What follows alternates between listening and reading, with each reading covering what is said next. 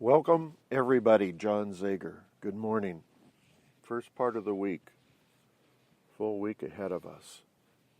Hope everybody's doing well. I had another topic for today.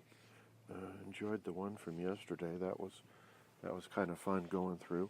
But today, I'm going to talk a little bit about meditation, and specifically heart-centered meditation. Even more specifically would be heart-brain coherence. This is neuroscience kinds of stuff. It's related to self-healing and wellness. And I'm thinking maybe tomorrow I might get into some really good detail on meditation, and maybe the following day might even do a meditation for you guys. I'm not sure, but today I just wanted to talk about, I thought about this last evening, sitting around and kind of hashing out where I would go today with you guys, but I guess the heart has a brain of its own. Okay. Now this is science, this is research, this is stuff I'm just passing along to you guys, right? And you kind of have to jump on board or not jump on board. And the way it's kind of explained is that different parts of your body has a brain of its own. Habits. You ever go to, can't remember a phone number, but your fingers do. It's kind of the example of your body having a brain of its own, and sometimes it needs to communicate with your brain as well. In this particular case, what we're talking about is we're talking about your heart has a brain of its own.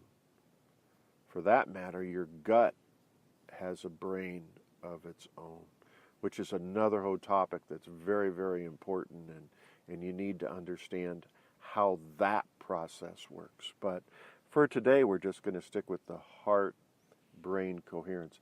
So you have a brain that is composed of different parts, right?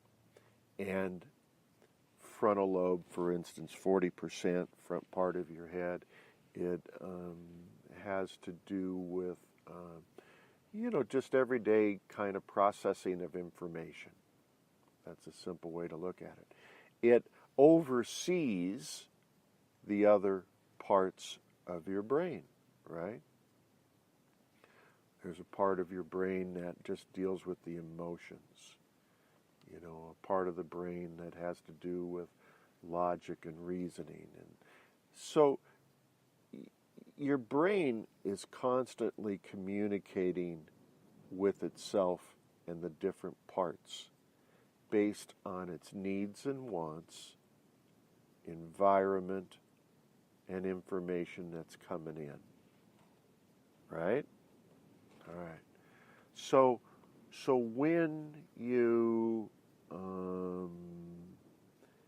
have all the brain parts firing together, you're going to feel like the world makes sense, and you understand what you're doing, and you have a clear path ahead of you. You're reasoning things very well. You're not overreacting to things. Your emotions are in line. Stuff like that. So you're feeling basically pretty good. Yeah? All right. Sometimes we get in the way of ourselves. All right. So the heart talks to the brain as well. And in order for the whole thing to work together in one package, we need to have brain, body, heart all talking together simultaneously in sync so that everybody knows each other part is doing and what their job is. When we don't have a major part of that communicating with each other, we become in disarray. We become in stress. We're emotionally maybe upset. We might be distraught. We might not be able to make sense of things. The world isn't turning real well. We're stumbling through it. We're struggling through each day. And so the whole idea is to learn how to sync everything together. Coherence is another word that they use. Brain, heart coherence. And it's a pretty kind of basic thing to understand. And I thought it would be worth talking about here this morning for a couple minutes. It's really pretty short. But think in terms of you have no gratitude. Okay? So think in terms of having gratitude. There's a different emotion that stirs within you when you think that you are a person of gratitude and when you think yourself as a person without gratitude. Thankfulness might be another word. So where you start at in order to make your life better, we're talking about wellness, we're talking about self-healing, right?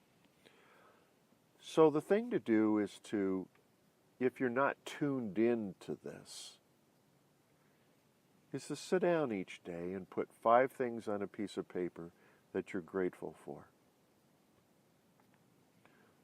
The next day, put 5 more things that are not the same from the previous day.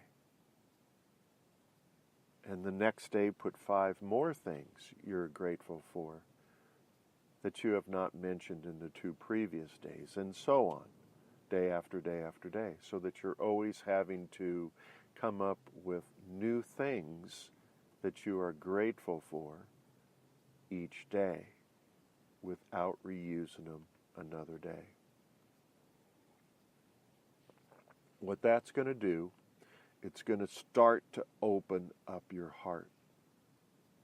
Okay, so the opening of your heart is we're going to put it in simple terms, okay, is the person who doesn't have an open heart may be somewhat bitter, may have a little bit of resentfulness, may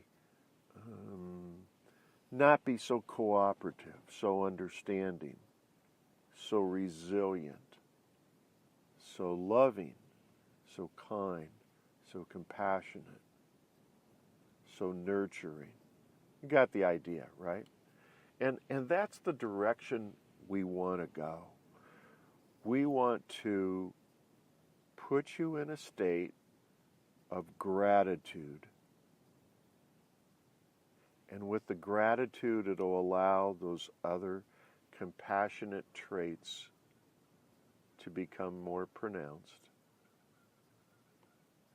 And then at that point, the heart can start to communicate with the different parts of the brain. The heart can start to communicate with the different parts of the body. And now you're in sync. All right?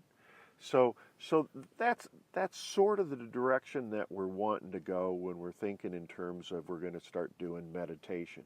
In order to do the meditation, it's helpful for us to learn heart-brain coherence and how to open up our heart. And in order to get to the self-healing part, whatever your sickness happens to be, illness, disease, diagnosis, think about it. It's very difficult to think in terms of healing when you're bitter, when you're resentful, when you're not compassionate. Do you understand that? So we want to get you into gratitude first, which is going to open up your heart, which is going to allow the heart to communicate with the other parts of the body, with the other parts of the brain. Everybody's in sync. You, so to speak, are out of the way because you're just running off of a program, right, from when you were an early, child, and everything that was downloaded into your brain, that's all you're pulling from. That's your subconscious, right?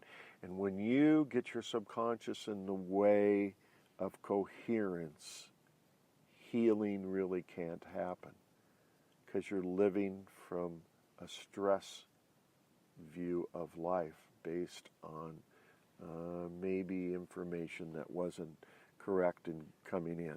So long story short, think in terms of gratitude for the next few days as we get going through this little process of meditation.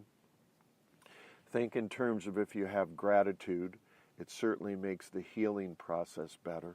And the healing process becomes much, much better when your heart's communicating with your brain and your subconscious, is out of the way.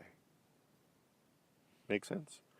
Okay, so I don't know how long I went. I'm not even sure, but it's over a minute, and we're going to stop right there, and I hope you guys have a good day. Look forward to talking to you tomorrow. I always enjoy doing these things. I kind of do them off the top of my head, as you can tell. Please bear with me. I'll get better and better as time goes on. And God bless everybody. See you. Bye.